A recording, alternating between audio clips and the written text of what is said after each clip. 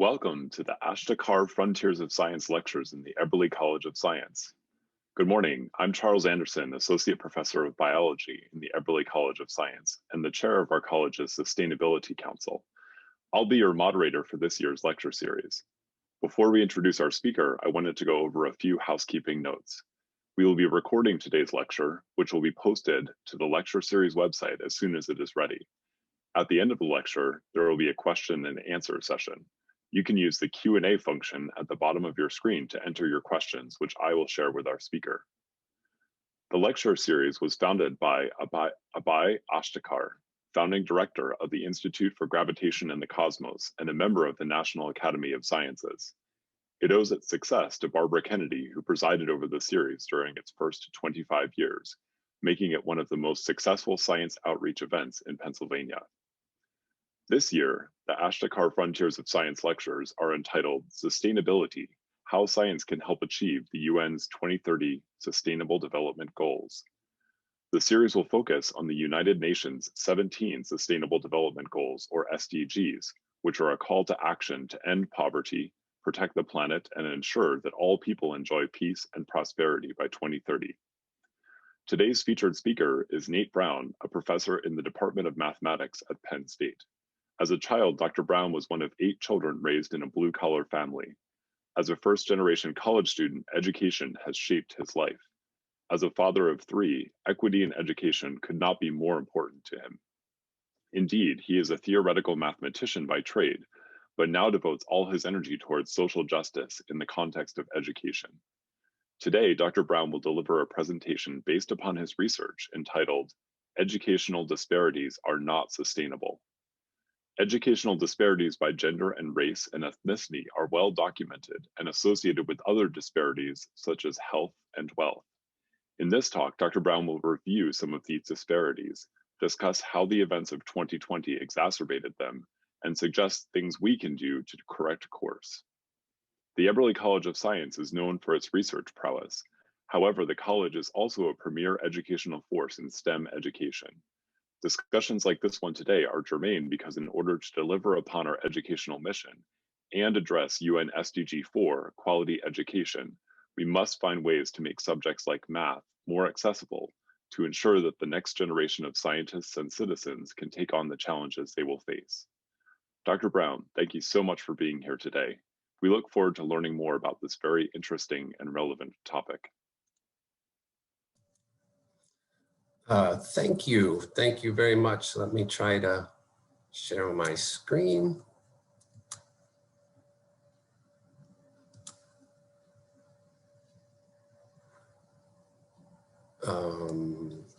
Let's go to that. Whoops. How are we doing on my show? Looks great. My slides are showing? Yes. All right, perfect.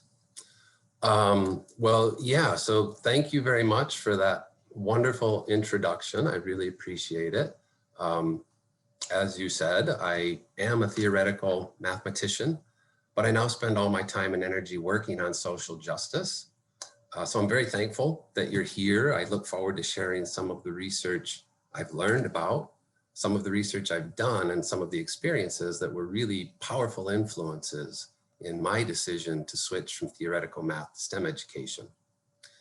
One such influence is the interconnectedness of education with other important measures from well-being, health, wealth, and so on. So let's set the stage for this interconnectedness with a common example that plays out every single day across the nation. A woman goes to her doctor and says, I'm feeling nauseous and I can't catch my breath. It would not be uncommon for a doctor to see these as symptoms of a panic attack. And then a man comes in and says, my chest hurts and I can't catch my breath. The doctor's likely to see these as symptoms of a heart attack. Of course, diagnosing medical conditions is complicated and the doctor might be right or wrong in both cases, but it's a fact that heart attack symptoms in men and women differ. And if doctors don't know those differences, misdiagnosis is a potentially deadly consequence. But this example assumes that the man and woman even see a doctor or see one soon enough to get the life-saving care that they need. And not everyone has equal access to high quality health care. This has much to do with your health insurance, your job, how much money you have. And the fact is that in the United States, white people have a lot more money than Black and Hispanic people. A typical white household has a net worth of $188,000 compared to $24,000 and $36,000 respectively for Black and Hispanic households. So health inequities, like undertreated heart attacks among women, are compounded and exacerbated by wealth inequities. But wealth inequities also lead to educational inequities. This graph shows how SAT scores vary by family income. It's a fact that strong predictor of a child's SAT or ACT score is the zip code in which they live, because there's a big difference between family wealth and different zip codes, which means big differences in property taxes, money for local schools, and so on. Now, coming full circle, it's also true, though, that education is a strong social determinant of both wealth and health. With better education, you're likely to have more job-related opportunities and fewer health issues like chronic disease. So I am here to discuss education, disparities in education, but it's important to keep in mind that these disparities are inextricably intertwined with lots of very important things. Now, whenever people talk about disparities, the first question is always, yes, but what can I do? Like, where do I start? And let me be super clear, there is no simple answer. There's no toolkit, there's no checklist of activities, and you just go down the checklist and social justice is complete once the list is finished. It's far more complicated than that. But I want to share a quick example because it really illustrates my take-home message for this entire talk. In fact, it's more like foreshadowing because we're going to circle back to these ideas at the end of the talk. So what's the example? In 1977, the FDA, the Food and Drug Administration, banned women of childbearing potential from participating in clinical research trials. Now, this wasn't a malicious policy. It was in response actually to horrific side effects of drugs like thalidomide. But good intentions don't change the fact that if you wanted to study differences in the efficacy of heart attack treatments for men and women, you just couldn't. Well, by 1985, the danger of excluding women was clearly recognized. So the National Institute of Health and the FDA lifted the ban and encouraged diversity in clinical trials. Well, apparently that encouragement wasn't as, well received as one might hope. And diversity in clinical trials remained a problem until 1993, when Congress made it a law. If a researcher wants NIH money, they have to address diversity of the pool of participants. Now, that far from fixed all the problems, as decades later, we still see women, particularly Black women, being undertreated for heart attacks. But I really shudder to think how bad it would be without that policy. So I hope you'll keep this example in mind. Policy is not a cure-all, far from it, but it's a crucial piece of the puzzle. And when it comes to STEM education, science, technology, engineering, and math, the thing I'm most interested in, most relevant to my work, I believe we have lots of policy work to do. So let's stop talking. I'm not going to go on about the forest, health, wealth, interconnectedness. I'm now going to zoom in on some trees, some specific inequities in the context of STEM education. Okay, well, there is a vast body of research on disparities, and some of the important contributing factors are things like human bias.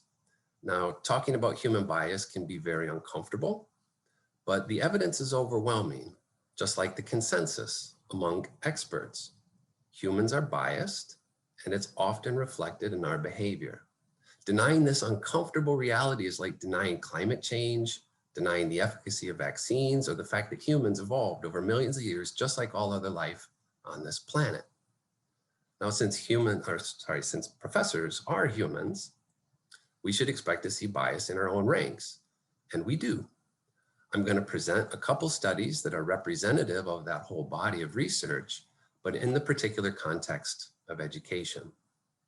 The first study, a randomized control trial, deals with professor responses to inquiries from students. Researchers drafted an email from a prospective graduate student and sent it to 6,500 professors across the country. The email expresses interest in the professor's research and requests a 10-minute meeting the following week. Now, in this experiment, every single one of the 6,500 professors got exactly the same email, literally word for word identical, with just one change, the name at the bottom. Among the professors who received an email from Brad Anderson, 69% responded, while 31% did not. However, among professors who received an email from Lamar Washington, only 59% responded, while 41% ignored. Now, I'd like to do a quick poll because I'm curious how you interpret the variable in this experiment. So if we could please do our first poll question.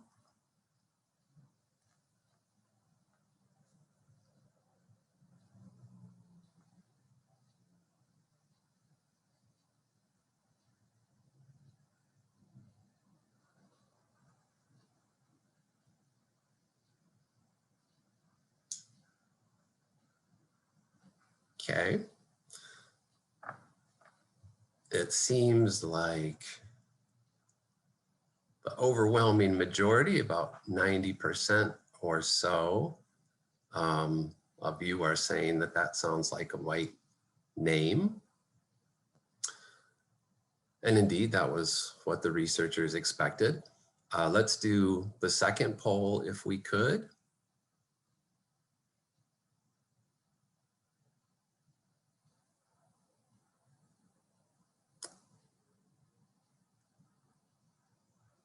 Is the second poll going?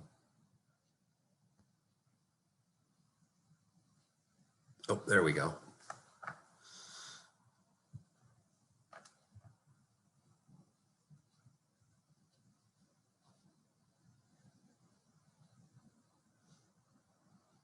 Yeah, and so the overwhelming majority of respondents here are of the view that Lamar Washington is probably a Black student. And indeed, those names were chosen because that's how most people interpret those names. So it's important for us to acknowledge that white men, white male students, are more likely to get FaceTime with a professor, even when everything else is literally identical. That's the result of this first experiment. The next study is a different context, but the design is actually very similar. In this randomized control trial, researchers created a resume and they sent it to science faculty. Now, this resume was for a lab manager position, something that you might see in biology or chemistry, for instance. And the faculty were asked to rate the applicant on competence and hireability. Now, in this experiment, half the professors received a resume with a female name at the top, and half received a resume with a male name at the top. Now, as with the previous study, these resumes were otherwise identical. The professors looked at whichever resume they received, they rated the applicant and suggested a starting salary. The average ratings of competence and hireability were higher for the resumes with a male name, as were the starting salaries. In fact, the fictional woman's starting salary averaged $26,500, while the man got $30,200. That's a 14% raise just for being a man.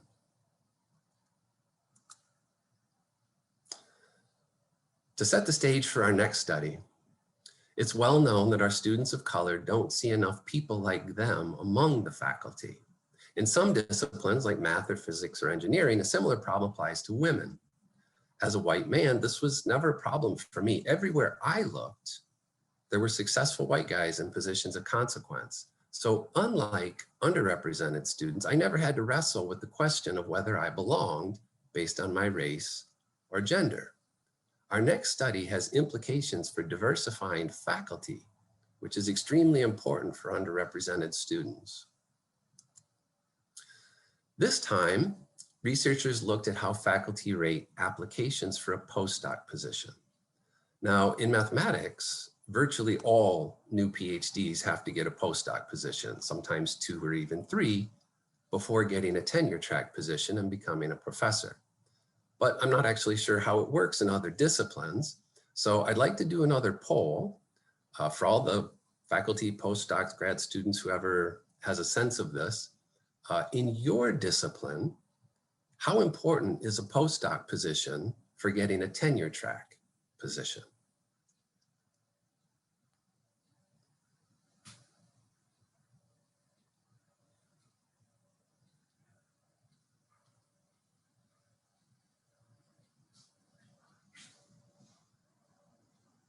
Interesting. So it appears still going, but roughly approximately 50% are sort of close to math. Postdocs are extremely common. Another quarter or so postdocs are common, but maybe not extremely common. And then it looks like a quarter, they're not very common. So this study might not apply to everybody, but it certainly does to many fields, including mathematics. So what did they do? Well, the same sort of setup is in play here, but let me just basically repeat what I just said. Postdoctoral positions, at least in math and some other fields, these have a huge influence on a PhD's career trajectory, of fresh PhDs. So any bias that we might see in the assessment of postdoc applications can have severe consequences on the diversity of the faculty ranks. Now, in the study we're about to see, the researchers did something very similar to the last. They created a resume for a new PhD in physics, and they sent it out to physics faculty across the country and asked them to assess the strength of this postdoc applicant. But this time, the researchers didn't just consider gender. This time, they considered gender and race. Specifically, they created 8 resumes, which were identical except for the name at the top. One had an Asian male name. One had an Asian female name. One had a Black male name, a Black female name. One had an Hispanic male, Hispanic female, white male and female. Now, as before, each faculty member received a resume with one of the 8 names, rated the application, and sent back the results. When they rated the competence and hireability, it turns out that men were rated higher than women across the board in every category. When they just considered race, this time whites and Asians were rated higher than African Americans and Hispanics. And when both race and gender were considered, Hispanics and African American women were rated the least hireable, despite the fact that these resumes were literally identical. Now, as uncomfortable as it is, those of us who are overrepresented in academia, white people, specifically white men, must sit and reflect on the fact that we might not have our positions if our race or gender was something else. So those are a few studies demonstrating that professors are humans too, and as such, we're not immune to the insidious effects of bias. It's on all of us faculty to be vigilant and reflective in our professional lives. But now I want to switch gears from bias to beliefs and ask whether what a professor believes can contribute to educational disparities. To set the stage, let me define a couple terms. The psychologist Carol Dweck pioneered the study of growth versus fixed mindset. These are beliefs that people hold in various contexts, from athletic to intellectual, with a fixed mindset being the belief that abilities are mostly innate, sort of written in your DNA, so to speak, and failure usually results from a lack of natural abilities. Growth mindset, on the other hand, is the view that most people can acquire most abilities through enough effort, practice, or study.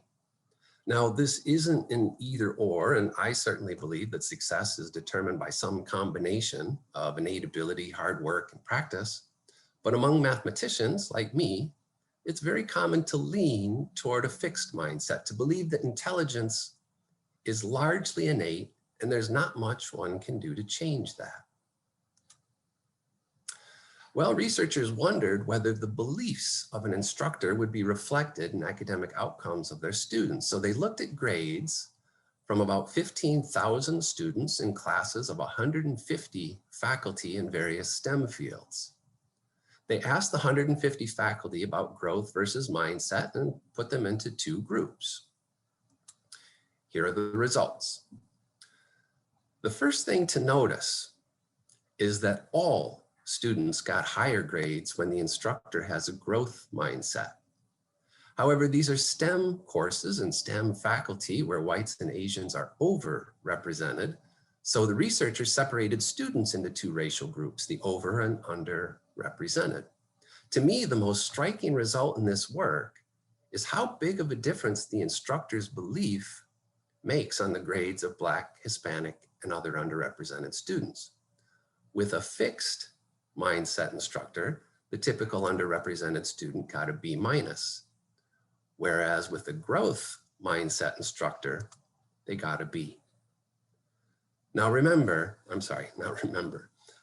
might be thinking to yourself that the difference between a B and a B- isn't huge, but it is if it's your group, Black, Indigenous, Hispanic, that's always getting the short end of the stick. And the beliefs of an instructor are just one of 100 disparities and biases faced by many of our students.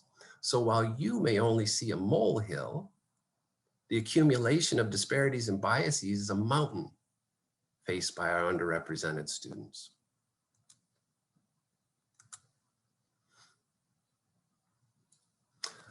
I'm actually very embarrassed to admit, but it's a fact, so I need to acknowledge it, that for most of my career, I actually leaned pretty strong toward a fixed mindset. And it haunts me to imagine that I might have harmed students with this belief. In the context of math, the belief that intelligence and ability are largely innate is reflected in a very common myth, the math people myth. Now, I've given an entire talk on this subject, so I won't repeat it, but here's the Cliff Notes version. When I introduce myself as a mathematician, the most predictable responses are, "Oh, you must be really smart," or, "Oh, I am so not a math person." Now, both of those statements are false, but for different reasons. It's true that I'm good at math. I mean, it's my job, but it's not true that being good at math makes you good at anything else. In my experience, definitely including myself, mathematicians have a very narrow skill set and we're really good at that thing. But we would make terrible biologists, poets, historians, psychologists. And yet, because math exams are used from the time we're in kindergarten to signal who the good students are, we tend to believe that math is a proxy for general intelligence, but it isn't. Regarding the second response, "Oh, I'm not a math person," this is one of the most heartbreaking things I hear from people. Math ability is not a trait, like the color of your skin or hair. It's a skill, and skills are learned through practice and study. Some people learn the skills quicker than others, but learning mathematics up to and including calculus is not harder than learning a language, and we all do that. So I really hope that you'll help me dispel this myth and never refer to yourself or anyone else as a math person. because it's not a thing, and this myth damages far too many students every year. Another myth that contributes to educational disparities is the myth of objectivity. I've already mentioned the vast body of research demonstrating human bias, the opposite of objectivity, and showed you studies demonstrating bias among faculty. So I won't say more about the myth of objectivity, except why it matters for educational disparities. And the reason it matters is because faculty who believe they are objective, or the metrics they love are objective, like SATs, ACTs, and GREs, tend to resist critical reflection on institutional policies or interventions that might help reduce educational disparities. I mean, after all, if you believe you are an objective assessor of quality or arbiter of truth, why would you change anything?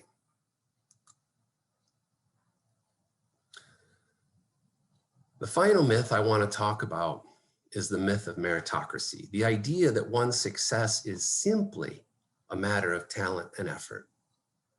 If objectivity is a myth and our assessments are biased, then obviously pure meritocracy is too.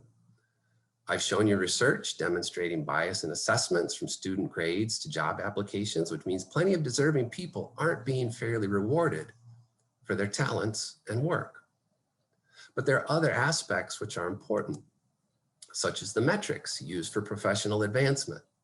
At universities that value teaching, student evaluations of teacher effectiveness can be important for promotion and tenure. Gender bias in these evaluations, with students rating male professors higher than female professors, has been demonstrated conclusively in experiments, yet these bias metrics are still used.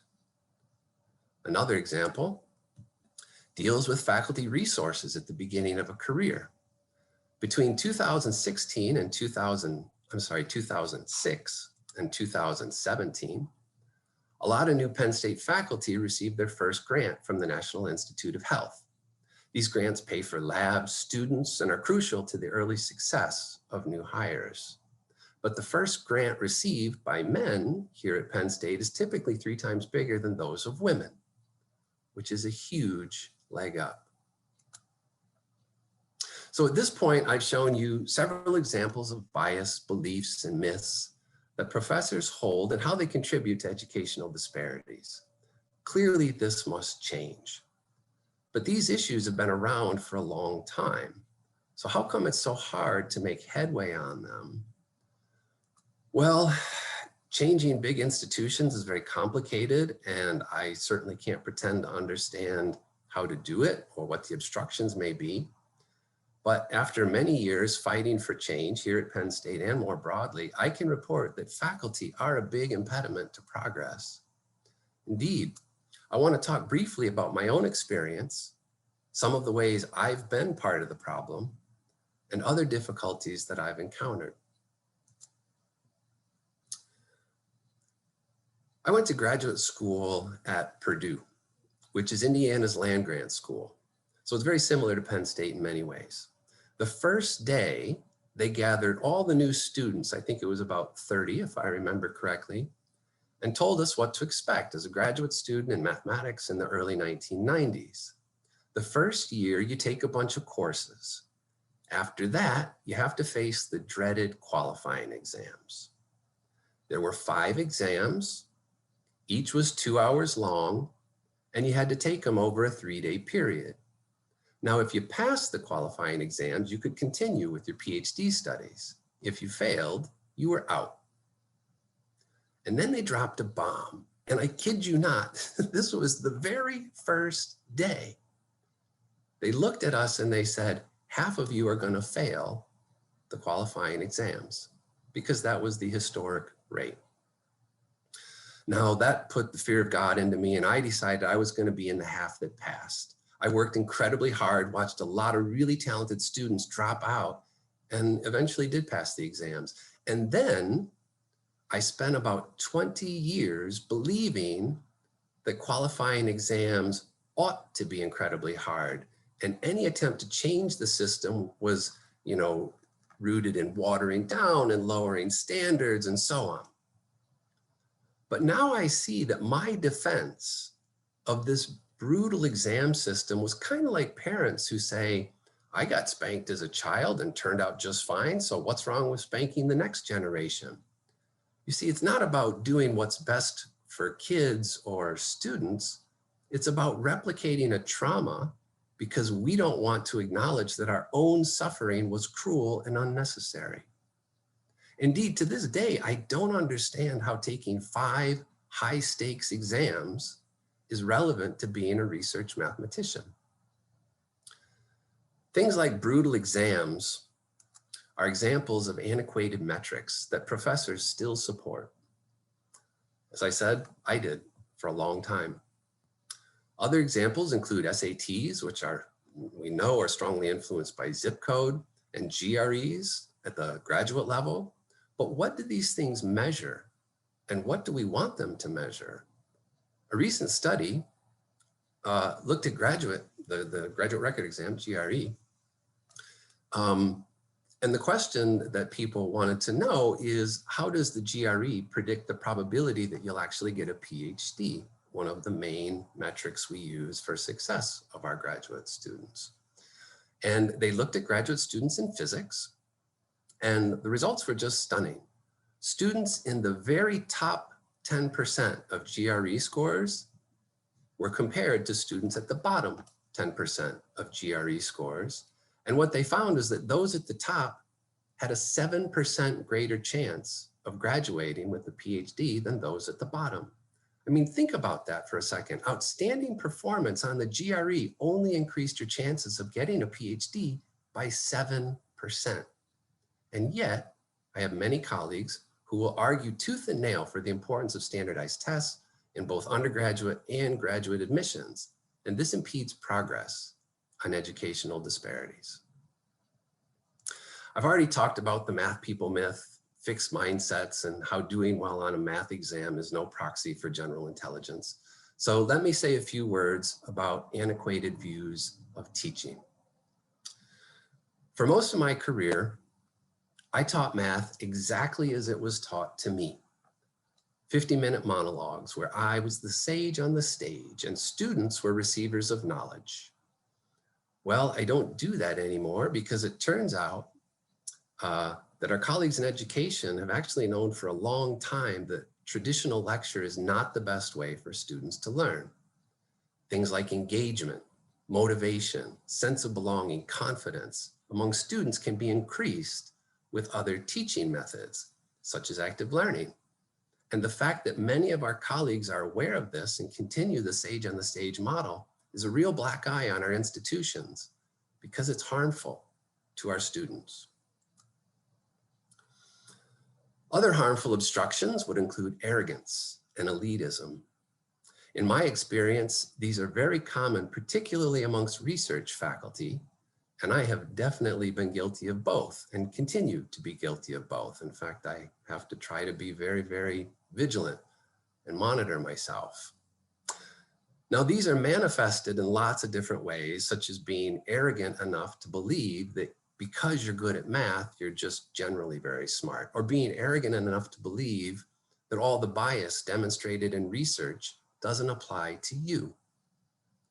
In terms of elitism, a lot of professors still value pedigrees and high scores on antiquated metrics like SATs and GREs. I won't try to list all the ways elitism and arrogance rear their ugly heads, but I will leave you with an illustration capturing one instance.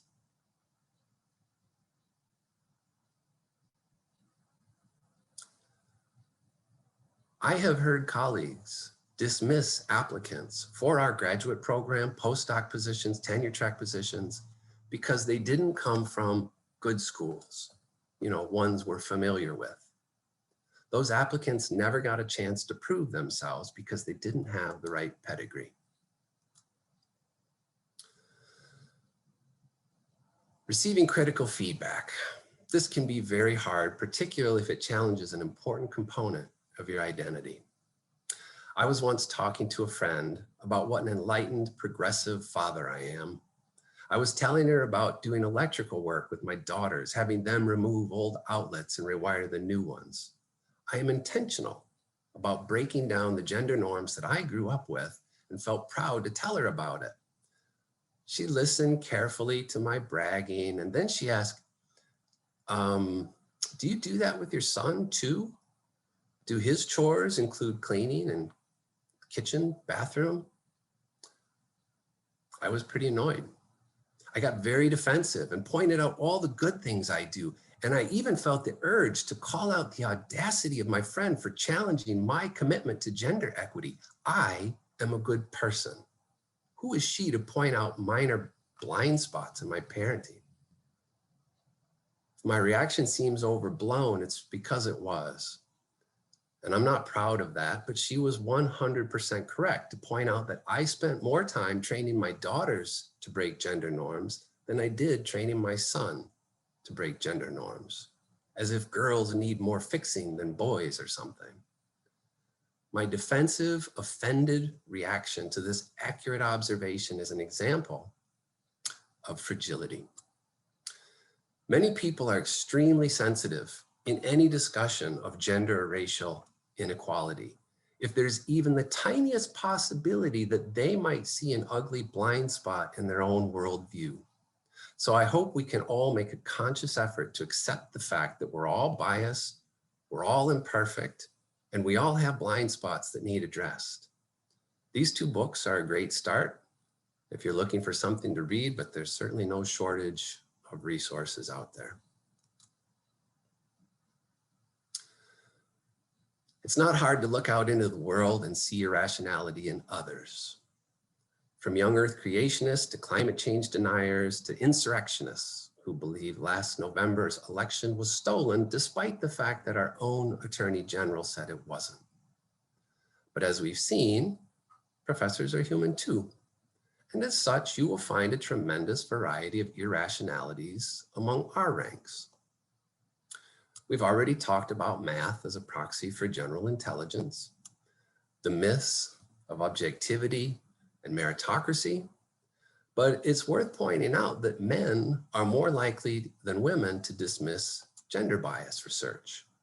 Indeed, I've seen numerous colleagues nitpick research studies that they don't understand or just dismiss them outright as a way to protect their fragile identities from scientific facts. My favorite irrationality, however, it's not super common, but it is super puzzling. It's conspiracy theories. So for example, in 2019, a vice president of the American Mathematical Society wrote an op-ed which protested the use of diversity statements in hiring. For those who don't know, a diversity statement is like a research statement or a teaching statement, except candidates talk about their views on diversity. Well, Dr. Thompson opposed a policy in the University of California system requiring these diversity statements, and she literally compared the policy of requiring a diversity statement to the loyalty oaths of the McCarthy era. Like, she sees them as a political litmus test, 1950s Red Scare. I'm not even joking. It was stunning to see efforts to diversify mathematics characterized as McCarthy-like political witch hunts. But what was even more stunning was the number of high-profile, internationally acclaimed mathematicians line up behind her, including some of the most famous and influential mathematicians right here at Penn State. The link at the bottom is to the open letters in response to Dr. Thompson's op-ed, in case you want to see what the incredible response to what I regard as an outrageous conspiracy theory. To set the stage for our next topic, let me tell you about a lunch I had a couple years ago. I was telling a colleague how frustrated I was with my diversity work, how some colleagues were hostile to diversity efforts, how some believed crazy conspiracy theories, how I couldn't take it anymore. I had had enough. I wanted to quit, go back to research where nobody bothered me. To which my colleague replied, well, that must be nice, just to pack up and walk away, because tomorrow when I go to work, I'm still a woman and I'm still Black. That comment hit like a ton of bricks. but I needed to hear it. It was being a fair weather friend. I was walking away when the going got tough, and that option isn't available to a Black woman. But the experience of having white male allies turn their back when the going gets too tough seems to be pretty widespread, whether it's regular faculty, department heads, or even deans and other high-level administrators. Every time I catch myself wanting to quit and walk away, I think of that lunch. The last obstruction I want to talk about is the privilege of patience. What I mean is that many men don't understand the urgency women feel about tearing down patriarchal structures, eradicating toxic masculinity. Many white people don't understand the urgency Black and brown people feel about stopping the police brutality that has ravaged their communities. We may see there's a problem, but we don't feel the urgency because it doesn't affect us. And a similar thing happens in academia when we're talking about educational disparities. We're quite happy to take it slow, study the problem very carefully, open hearts and minds, build consensus, even if it takes years. And while we're doing that, underrepresented students are left to wonder why we're so content to let them suffer. So those are some of the major obstructions I've been guilty of or that I've personally witnessed and experienced. But maybe your experience here is different. So I'd like to take one more poll.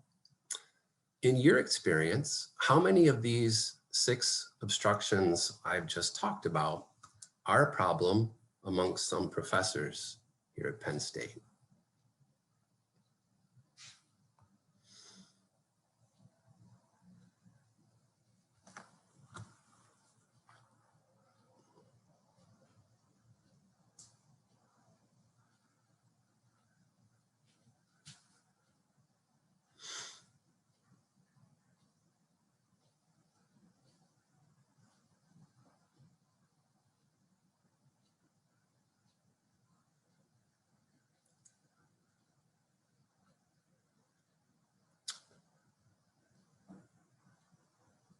So we're getting a mix, but I think it's worth pointing out that 60% of respondents share a view similar to mine, that they all are.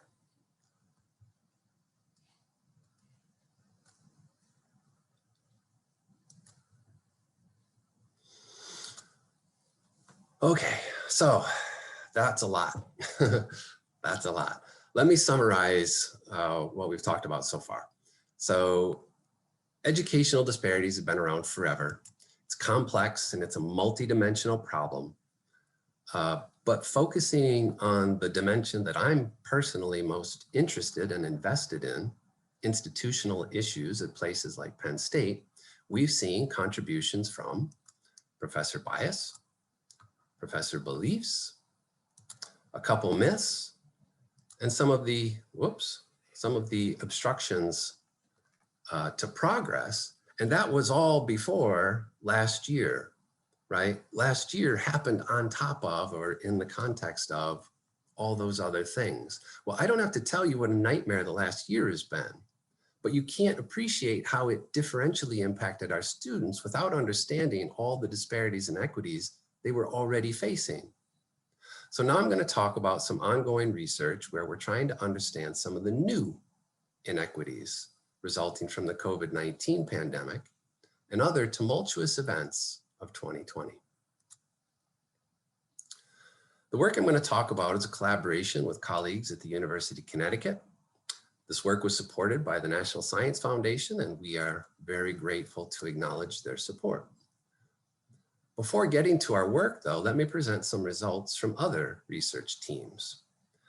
Large national survey data of undergraduate students during spring 2020, during the emergency transition to remote, the closing of campuses and so on.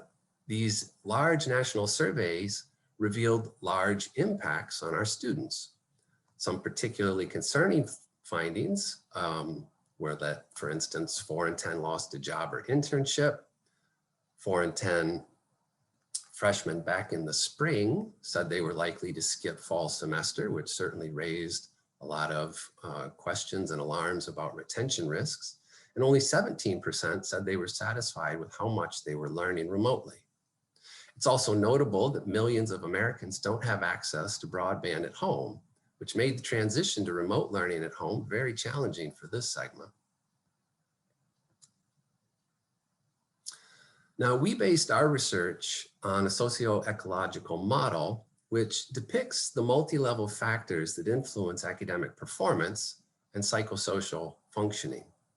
Many of us are often mindful of factors at the individual level that affect our students. However, interpersonal things, organizational things, community issues, and public policy levels, these can all have an enormous influence on student success. For example, differential impacts at the policy level could result from the wide degree of variability in state policies regarding COVID.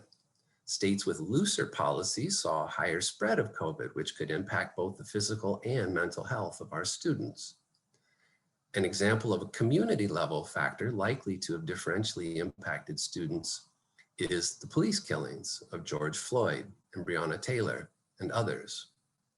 And of course, the resulting Black Lives Matter protests that spread across the nation.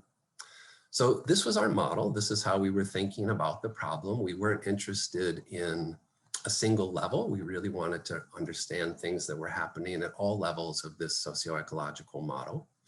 And so that's the framework for our work. Now, the first 2 phases of our work were carried out last summer. And they were absolutely crucial for this final stage, but in the interest of time, I'm just going to skip to the end, to phase 3. And what we did is we developed a survey. We asked undergraduate STEM majors about their experiences in fall 2020. Now, we just finished collecting the data last week, and we haven't been able to clean it yet. So the numbers on this slide and the slides that follow, they might change a tiny bit when we publish the results, but they're pretty close to the final numbers. In any case, here's a quick overview of the participants so far. You can see we were about 50-50 male-female. We were about 50-50 lower socioeconomic status, higher socioeconomic status. The racial breakdown was intentionally uniform across Black, Hispanic, Asian, and white. Our participants came from more than 100 colleges and universities across the country, and they represented 40 states, the District of Columbia, and Puerto Rico. Now, the first result from this survey that I want to share relates to something called sense of belonging, which, as the name suggests, refers to a student's sense that they belong in some domain. Do they feel like an outsider? Is this a comfortable space for them? This variable was highlighted by the National Academy of Sciences in 2017. It's an important variable because on the one hand, it's associated with student outcomes. The more a student feels they belong, the more likely they are to succeed. And on the other hand, sense of belonging is malleable. External events can influence a student's sense of belonging. So we asked students about how learning online impacted their sense of belonging in STEM. Well, as you can see, a large percentage of our students report that online learning had a negative impact on their sense of belonging. This is a big problem for all of our students, but the negative impacts aren't uniform. Women are more likely than men to report that learning online has negatively impacted their sense of belonging. Our next question is about the impact of online learning and students' intention to stay in a STEM major. This obviously has potential impacts on STEM major retention. Again, we see that this is a problem for all students, with nearly 1/3 reporting a decrease in their intent to stay in a STEM major. However, this time the differential impact between genders is at the other end of the spectrum, with over 42% of men reporting an increase in their intent to stay. Now, this was a surprise. We didn't expect this, and I certainly don't know how to interpret this result, but it suggests an important follow-up question.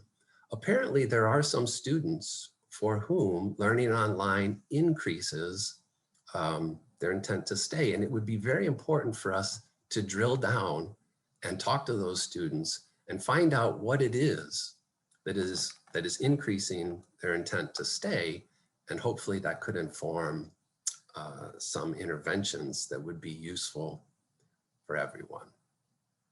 Now, since we saw gender differences in sense of belonging and intent to stay, our next question drills down further and looks at differential impacts by race and ethnicity. When you look at how Asian women responded, and Black women, Hispanic women, white women, we again see that learning online negatively impacted the sense of belonging for a lot of women, but the impacts weren't uniform. Black and Hispanic women were significantly more likely to report a negative impact. Similarly, when looking at intent to stay in a STEM major, the negative impacts of online teaching are widespread and concerning, but not uniformly distributed. Black women are significantly more likely to report a negative impact. So that's a couple results related to online learning, but our research is looking at many facets, and there was a major event in 2020 that our research team certainly didn't predict back in April when we submitted our grant, but it is an important piece of any socioecological model, namely the killings of George Floyd, Breonna Taylor, and others. So we ask about that. In terms of sense of belonging, the negative impacts on Black and Hispanic women were significantly higher than Asian and white women. This was our hypothesis, of course, but it's absolutely heartbreaking to see it confirmed. However, there might be a silver lining. If you look at the bottom row, you'll see that across the board, large percentages of women reported an increased sense of belonging. Now, this probably reflects the power of the Black Lives Matter protests to bring us together, united against police brutality. As I said, we just finished collecting these data and we haven't finished cleaning it, let alone analyzing it. But this is a quick glimpse into some preliminary results. But what about educational disparities in 2021? Well, here at Penn State, there were some very disturbing events very recently that will definitely have differential impacts. Remember back in 2017, when white supremacists held a Unite the Right rally at the University of Virginia? For a lot of white people here at Penn State, that might have felt like a terrible event that happens kind of far away. But do you think Black students here at Penn State felt it was far away? Have you seen a Confederate flag flown in State College? I have, lots of them. This symbol of hate and white supremacy does not feel innocuous when you're the target of the hate. And just last week, a throwback to the days of Klan rallies and mob intimidation happened right here at Penn State. Yes, last week, at a Zoom meeting of the PSU Black Caucus, 51 people Zoom bombed. They made threats. They spewed racial slurs, homophobic slurs, anti-Semitic slurs. I'm not talking about a bad apple. 51 people, a virtual mob, showed up to intimidate and threaten a meeting of our Black Caucus last week. If students feel like they have a target on their back, that surely impacts their ability to learn, right? I'm afraid this is no time for patience. It's a time for action. So, what do we do? Well, there's a lot of things we can do. Sometimes hard to know where to start. We can all start with some personal transformation. I know I'm imperfect. I've certainly talked about some of the things I need to continue working on. Maybe 2021 is a good year for you to do a little reflection and pick something that you want to be vigilant about in your own thinking or your own behaviors. Maybe you'd like to learn a little bit more. These are some books that were very influential for me. I certainly learned a ton. They've shaped my thinking on quite a number of things. But when it comes to changing, I have to say I'm really on board with the idea that the most important thing we can do is transform our institutions. And this is not something that I know how to do. I'm just a mathematician.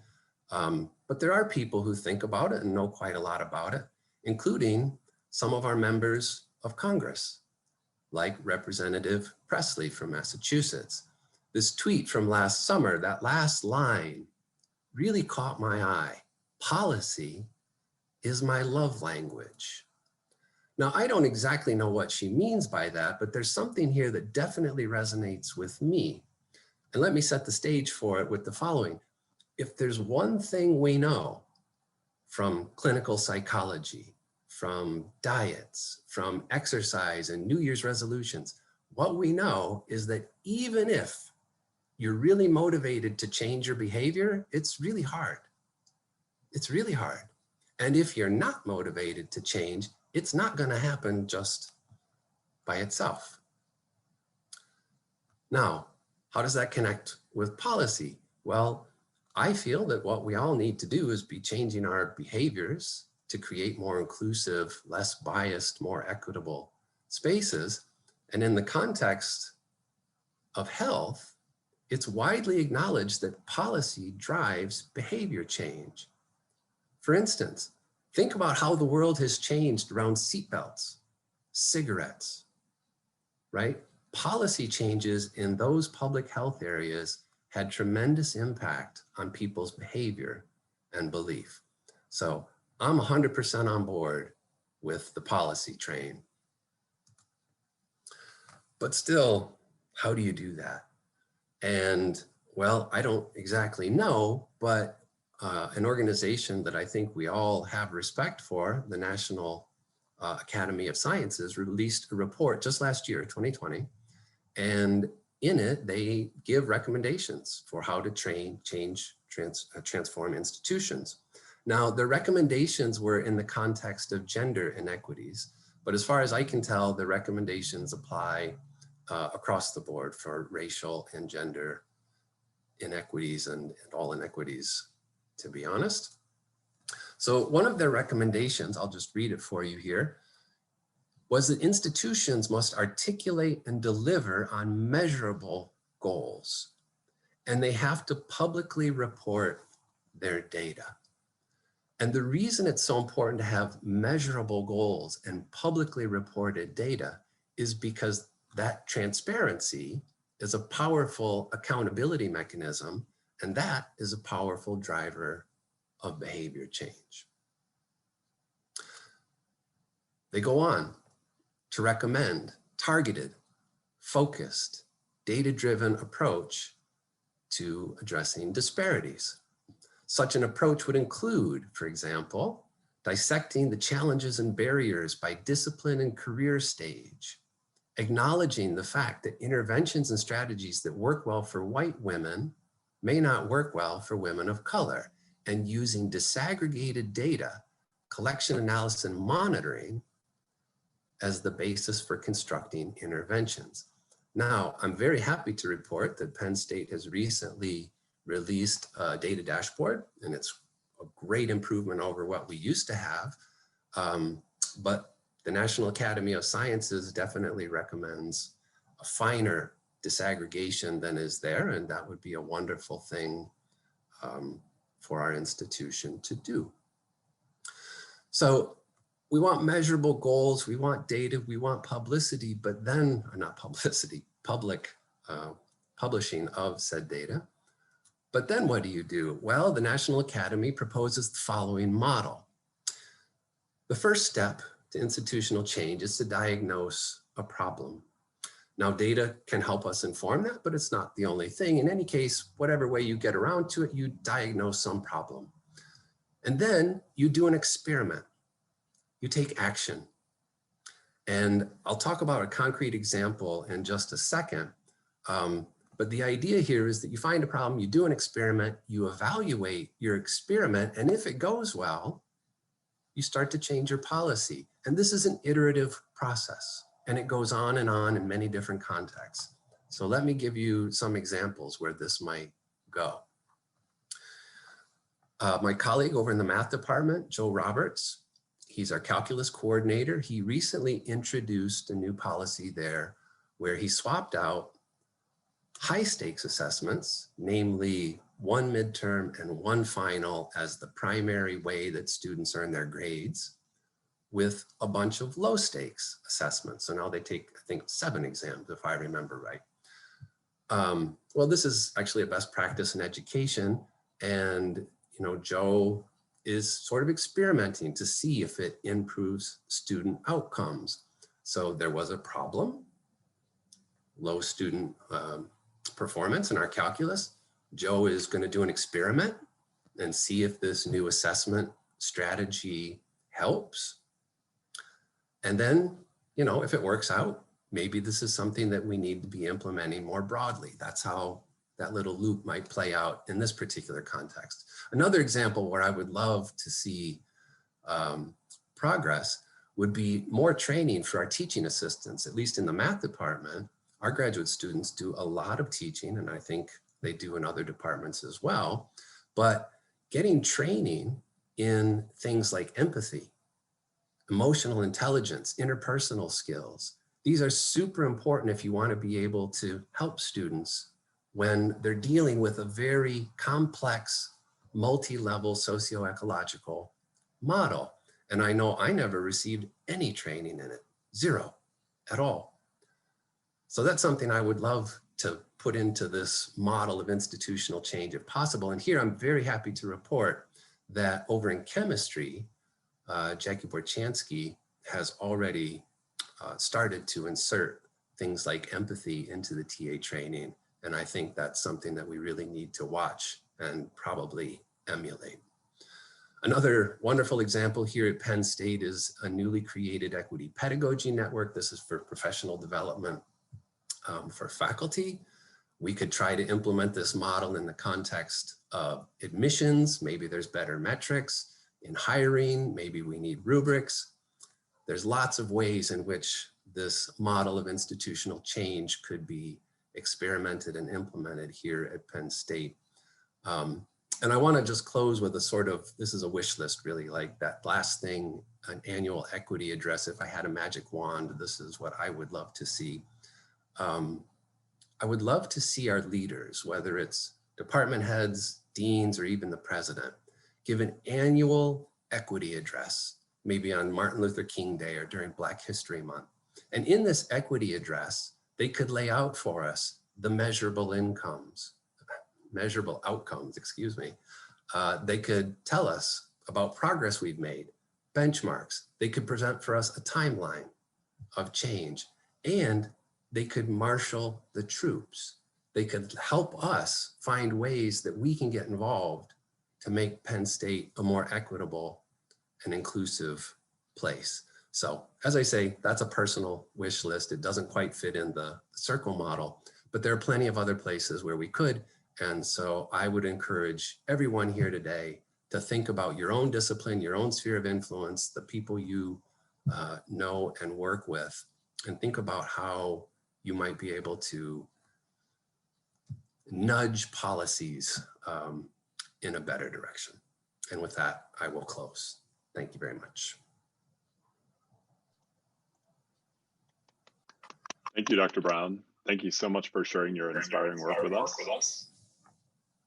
And I applaud you on behalf of the audience. So we'll now open the floor for 30 minutes of questions from our audience. And we already have a few questions that have been entered using the Q&A button. I encourage our audience to continue to enter questions as I share these first few with Dr. Brown. So the first question comes from Peter Jers. and it is about professor bias. And they ask whether the data were broken down by the type of university in which the professor was located, public university versus private, northern part of the United States versus the southern part of the United States, or research university versus liberal arts college. So the first study, yes. And I gave all the references in the slide so you can look it up, but yes, those are detailed breakdowns are in those papers. Great, thank you. The next question comes from Barbara Kennedy, the longstanding organizer of this lecture series. So Barbara Kennedy asks, what do you think are the reasons why learning online negatively affected Black and Latino women so much more than it negatively affected other women?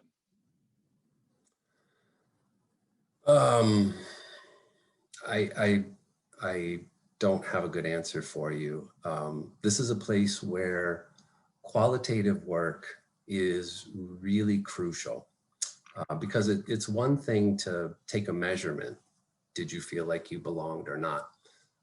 But those don't in any way get at the why, which is what you're asking. So there's a lot of follow-up qualitative work that would be really, really helpful in this regard. And the question you just asked would be high on the list. What is it about online learning that had such a negative impact? But yeah, I'm afraid our survey does not lend any insights to that. And I'm certainly not in a place to speculate about it. Okay, thank you. I have a comment from Julia Craigenow. So this is about the love language comment. And she mentions that there was a popular book a decade or two ago called The 5 Love Languages. And that the idea is that if you're expressing your love through a gesture that's meaningful to you, if it is not meaningful to the recipient, then the gesture will not be recognized and appreciated in the same spirit in which it was offered. And they talked about love languages in romantic relationships, quality time, gifts, acts of service, physical touch, and kind words, for instance. They argued that you need to learn what love language your partner speaks most in order to show your love to them in a way that will be meaningful to them. So what she thinks Presley might have been saying is, if you want me to recognize your actions and concern as meaningful, you've got to change policy. And Julia has an aside that otherwise you're just virtue signaling. So I'm interested to hear your take on those comments. I love it. I absolutely love it. I hadn't made that connection. I mean, I now that you say that, I remember that was a popular thing to talk about some years ago. But boy, I think you just nailed it. I think that's exactly right. And this is certainly something that you do hear from underrepresented folks, whether it's women in STEM or students of color or sexual minorities or whatever. It's all fine and good for you to change your heart and mind to try to be more empathetic and so on. But if the experience of the underrepresented groups is not changing, then it's virtue signaling or whatever it may be. So I absolutely love that. Thank you so much, Julie. I think that's a wonderful interpretation. And one final thing that Julia adds is that she wanted to applaud like crazy. So you can imagine her applauding you emphatically. Thanks, Julia. We have another question from Sophia Bennett, which is, how do you think Penn State should address the Zoom bombing incident that happened last week? How do I think they should address it? Well, I think that Penn State should, I don't know the right words here because I'm not a lawyer. I'm not a lawyer and I'm not a cop. So I'm just going to speak in lay terms. I think they need to go after those 51 people and prosecute them to the fullest extent of the law. They need to be held accountable in the most strong terms possible. That was an outrageous throwback to the days when the Klan would come and interrupt Black churches, Black meetings. Now, it's not the Klan, it was virtual. They didn't have actual guns but that's what it was. It was an attempt to intimidate, threaten, make people know that they are second class. Here at Penn State, 51 people. And that is the most disgusting sort of behavior I can imagine. And if Penn State does not go after them with every tool, every angle, I personally will just be devastated. So I don't know what that means in practical terms, but that would be my answer to the question. Thank you. I have a question from Max Miller, who asks, why were some of the states, I guess 20% or so of the states, so 10 out of the 50, excluded from the survey of STEM majors, and which states were excluded? In the study that we did? Yes. No states were intentionally excluded. So the way we recruited for this survey was through various outlets. So we used some online advertising through Twitter. We reached out to various STEM groups. There's like SACNES, for instance, is a national organization. Abercrombs is also a national organization. So we reached out to some of these national organizations and we put our recruitment ad out there. And when I report that 40 states were represented, that's just how the recruitment turned out. We didn't intentionally go into any state or intentionally exclude any state. That's just how the recruitment went. Thank you. I have a question from Cassandra Nunez, who asks, how can students in a university or higher education setting combat the biases against them? Is there any way that they can work against that? Oh God, that's such a heartbreaking question, right? This should not be on students. This is not, I mean, how to say it? Putting the responsibility to combat bias, to change the system, putting that responsibility on the very people who are impacted by it and don't sit at the levers of power is outrageous. This is not the student's job. Your job as a student should just be to study. You just study, you go learn. You become a very successful person in your field, and that should be your job. But unfortunately, that's not the reality, is it? So Cassie, God, I wish I had a good answer for you. I think the best thing that you can do perhaps is to keep a close community of students that you can vent to when you need to, that can support you in times of real stress and trauma. Find some people that you trust, whether it's other students or whether it's faculty that you can talk to about the issues that you're having. I don't feel though that it should be on you to combat the bias. That's on me. That's on us. We need to be doing that. So I hope instead what you will do is just try to focus on taking care of yourself through community or whatever resources you have, and you just focus on school. Thank you. I have an anonymous question, which is, in the context of measurable goals, what are appropriate goals and metrics for progress in this area? For example, For example, the commonly cited goal of having an institution's faculty or student body reflect the neighboring community still often leaves members of underrepresented groups feeling isolated and alone because the neighboring community may not be very diverse. Yeah. So the answer to that is completely different by context.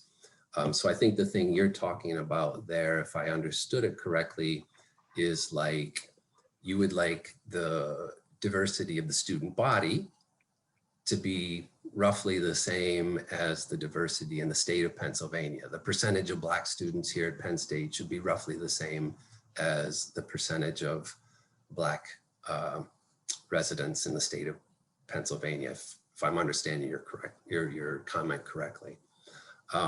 And yeah, that is a goal, and that's what we should aspire to.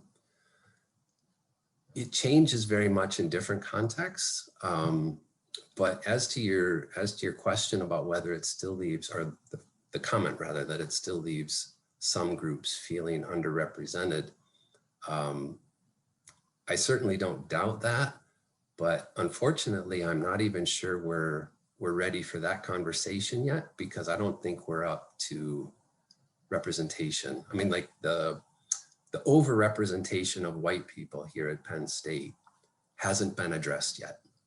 And so I don't mean to be dismissive of your comment. I guess I'm really just saying I don't know, but I still think that what we need to be focusing on right now is sort of the first step. We first need to get sort of parity with the state of Pennsylvania. And then hopefully we can think about other things. Thank you. I have a question from Karina Curto, who asks, did you look at the online learning effects based on socioeconomic status in your study? Our lower socioeconomic students have much worse access to good Wi-Fi and personal space at home to focus on their studies. This could correlate with the racial disparities that you observed. Absolutely. And the answer is that we haven't cleaned our data yet. We haven't analyzed it yet. So what we did is, we really just got this last week. I just grabbed a couple of research questions and did a quick analysis, but we will definitely be looking at the impacts, the differential impacts by socioeconomic status and potential interactions with both gender and race. So all that's forthcoming, and we're going to get it out just as soon as we can. Thank you.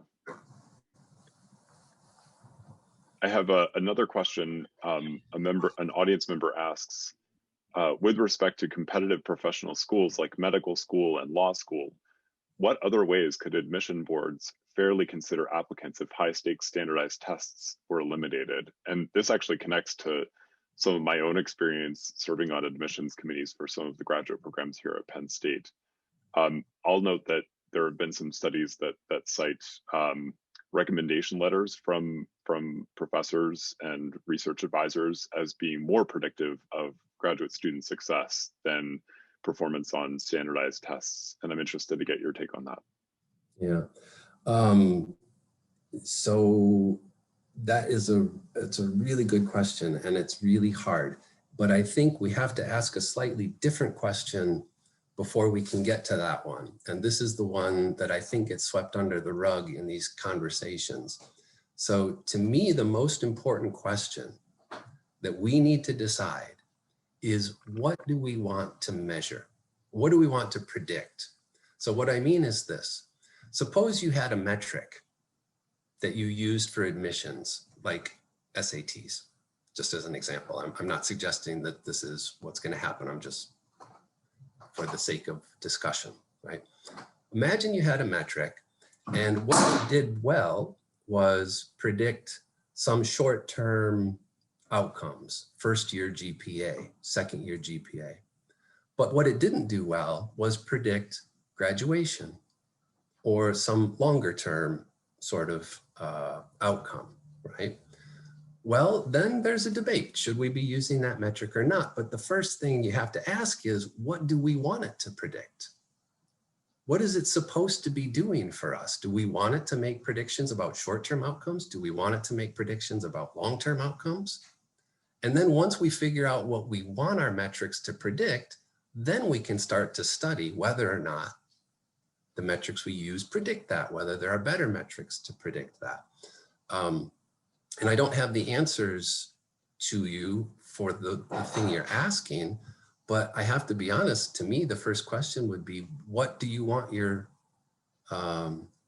assessment metrics to predict? Do you want them to predict who becomes a doctor, who has a successful career, or who does really well in their first term because they were best prepared?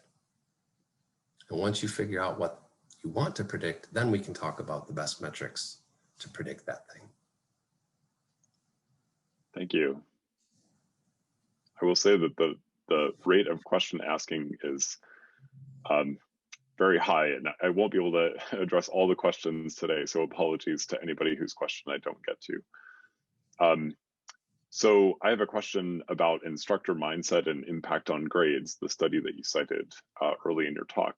So the attendee asks, student grades are so subjective, course to course and instructor to instructor, and they were curious about how the study distinguished that the grade improvement or grade difference was due to improved learning outcomes rather than more lenient grades. So maybe if you could talk about how that was controlled in the study. There's no implication. I hope I didn't imply that there's a causal implication in that study. This is just a correlational piece of work. So the question about what explains those grade differences is a different one. That study does not address it. And it's certainly something that we should figure out. It's possible that instructors with a growth mindset have different grading policies. That's a possibility. But there is definitely research that suggests that signals that instructors send about who's a good student, how you succeed in this course, the messages that we send to students very much depend on our mindset. Do you think hard work will be enough, or do you think you have to have an 8 genius in order to pass? And those messages definitely do impact students. So I don't think there's ever going to be a simple answer to your question.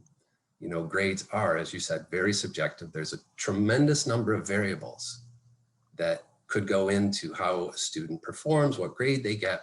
And I don't want to oversimplify this and suggest that the instructor's belief is the only thing explaining that difference. I wouldn't believe that for a second. Thank you. I have a question from Bela Carver, who asks whether the negative peer pressure surrounding STEM might have impacts at the university level as it seems to in high school or middle school. I'm sorry, could you say the first part again? Sure. So the question, I think, relates to negative peer pressure that individuals with interests in STEM might experience, and whether that is true at the university level, as the question asker posits that it seems to do so at high school or middle school levels. Boy, that's a great question. I really don't have a sense of it. I can tell you my own experience, but that's all it is. It's my own experience. When I went to university and became a math major, it was so wonderful. It was so wonderful. I finally found my group, my niche, where I belonged. In high school, being good at math, it's a double-edged sword. It can go both ways. But suddenly when I got to college, it was fine. You could be good at, you could think that abstract algebra was the coolest thing you'd ever seen. That was totally acceptable. And I loved that. I finally found my community. So I like to believe, I hope it's true, that a lot of other college students have a much better time in terms of negative peer pressure or stereotypes or whatever when they get to college and find their niche, their group, their community. But I really don't have a good sense of whether my experience is typical or not. I mean, I think there are many people like me, but maybe there aren't. Maybe there are a lot of people that still suffer from negative stereotypes and peer pressure and so on. I'm afraid I'm just not sure. Great. So I'd like to, in the final several minutes, address some questions that have to do with potential solutions or actions people can take. So one is relating to the Zoom bombing incident, and this is coming from Dr. Ashtekar. Do you have any suggestions on how to reach the hostile part of the community, such as those involved in the Zoom bombing incident? How do you decrease the tension? And they fully agree that the people who are involved should be punished strongly, as you said. But we also need to go beyond and change the outlook and attitudes in a vast majority that holds strong prejudices. And how do we do this? Oh boy. I guess I should just own something, a mindset of myself. As I said in the talk, even if people want to change their behavior, it's very hard. Think of all the times people start a diet and quit, start exercising and quit. Clinical psychology, I mean, it's a business because changing behaviors is hard, right? I mean, we need lots of help even when we want to change. And I'm super cynical when it comes to changing the behaviors or thoughts of people who don't want to change. So I'm maybe not a great person to answer this question.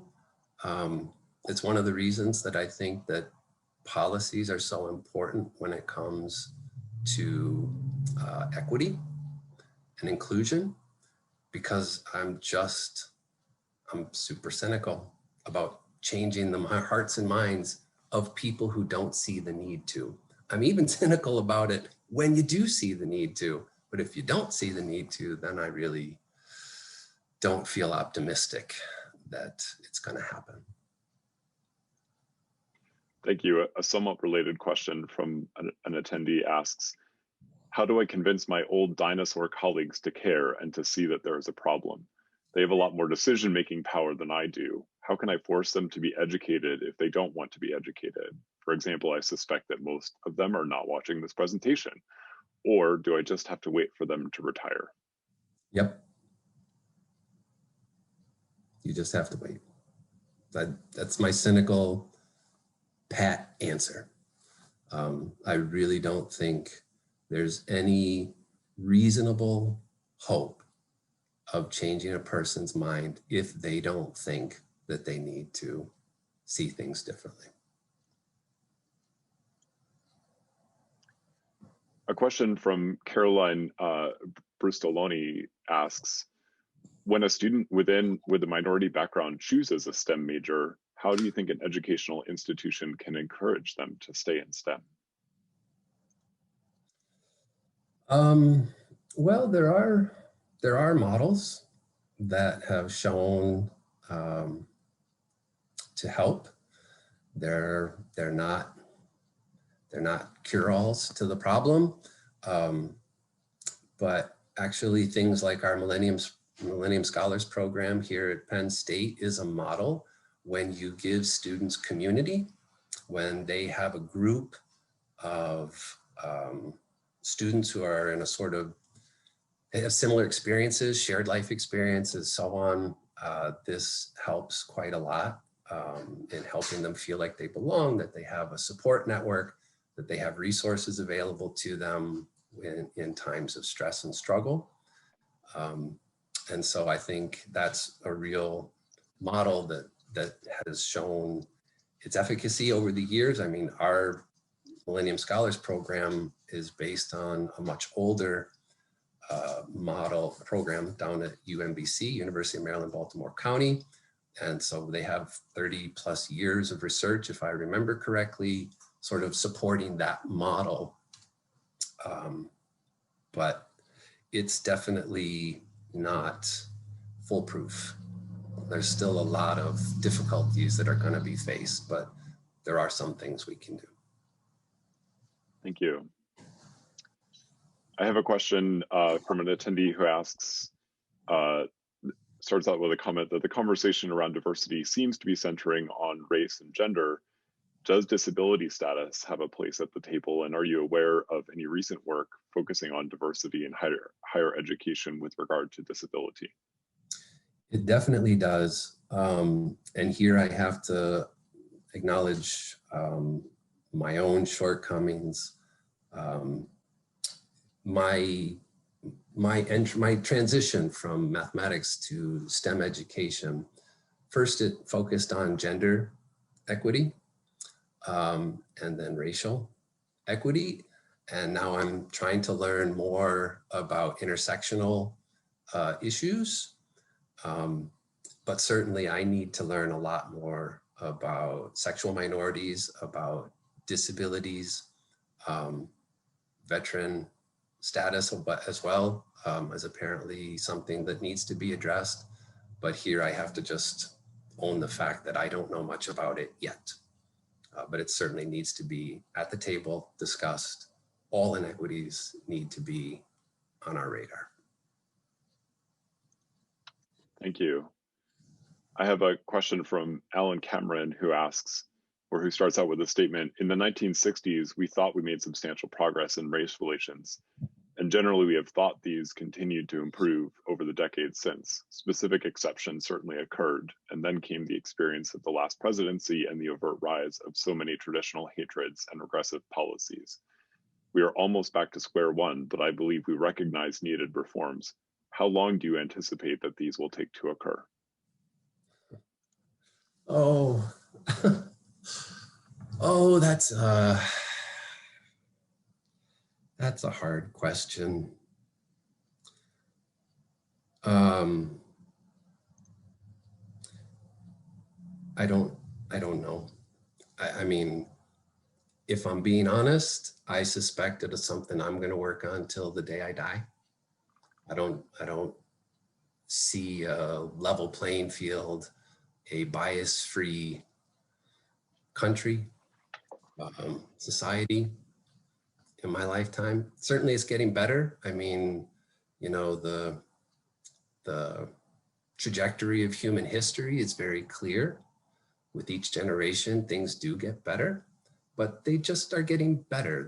We're not done. And I don't think we're going to be done for a very, very long time. I am optimistic that we will make great change and that the world will become a better place from an equity and inclusion perspective. But I don't see this as a short-term goal, a realistic short-term goal. It's something that I fully expect to be working on forever. Thank you. I'll wrap up our Q&A session by another comment from an audience member who says, especially regarding the love language quote, they were reminded of Cornel West's famous quote, "Justice is what love looks like in public." I'm interested to get your take on that quote. I don't know that quote. Justice is what love looks like in public. Oh, I love that. That's fantastic, isn't it? If we really loved enough to guarantee, to ensure, to fight for justice in public. I love that. Thank you for sharing. I think it's fantastic. Great, so that wraps up our question and answer period. Dr. Brown, I'd like to thank you again for giving us this presentation and answering many of the audience's questions. Again, my apologies to those whose questions and comments we weren't able to address. When everybody exits today's lecture, you'll be given the option of providing feedback about today's presentation, and your feedback helps us ensure that these lectures are meeting our objectives and your informational needs. I want to thank everyone for attending this third presentation in the Ashtekar Frontiers of Science lectures in the Eberly College of Science. Our next lecture will be on Saturday, February 13th, using the same Zoom link, when Daniel J. Cosgrove, professor in the Department of Biology at Penn State, will present a talk entitled Sunshine into Wood, How Plants Build Their Cell Walls, a Gigaton Source of Renewable Materials and Energy. Dr. Brown, thank you again, and I wish everyone a good week. Thank you. It was a pleasure.